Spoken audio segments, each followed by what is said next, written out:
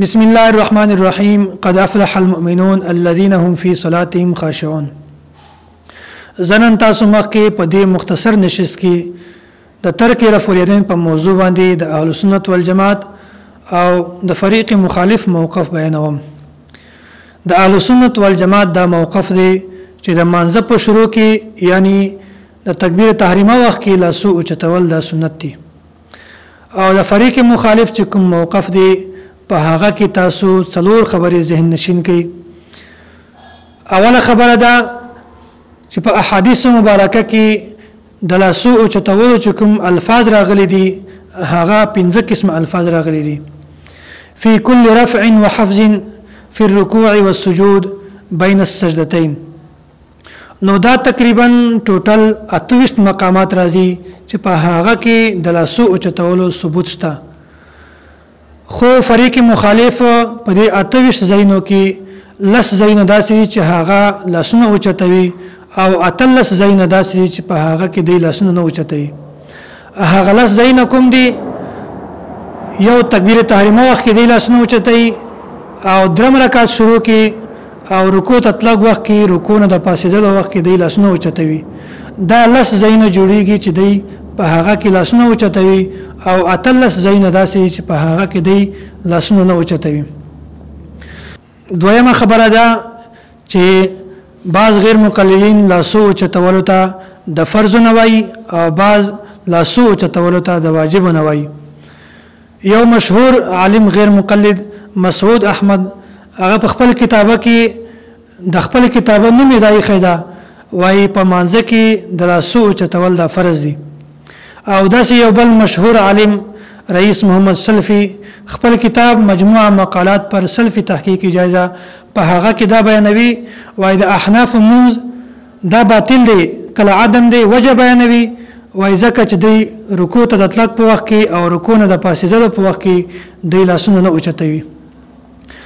او درمه خبره ده چې غیر مقلدین حضرات دا وای نبی علیه الصلاۃ والسلام د لاسونه اوچتول په دې باندې دوام اختیار کړی دا تر دې حد پورې چې نبی علیه الصلاۃ والسلام د دې دنیا نه ته هغه وخت نبی علیه الصلاۃ والسلام رفع الیدین کولو. نو یو ثبوت دی او یو دوام دی. د ثبوت احناف هم قائل دي خو د دوام قائل نه دي. ثبوت مطلب دا چې نبی علیه الصلاۃ والسلام یو کار کړی دی بیا هغه کار باندې دوام نه دی اختیار کړی بلکې هغه کار پرېښی دی.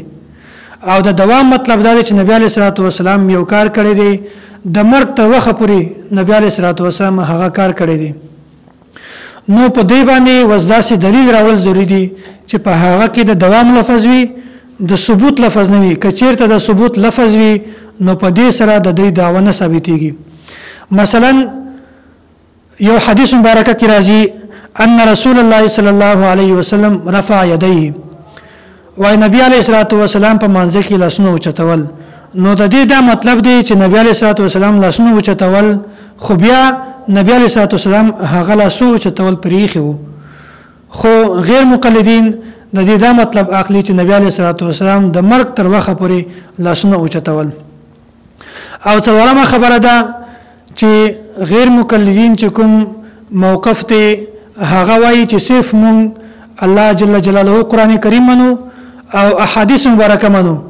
نو دوی چې کله دلیل پیش کوي نو دوی په دلیل کې د قرآن کریم آیات یا احادیث مبارکه پیش کوي. کچیرته دوی د یو امتی قول پیش کی دا هغه کتابونه یو دلیل پیش کی نو دا په دې دلیل سره د دې موقف نه ثابتېږي.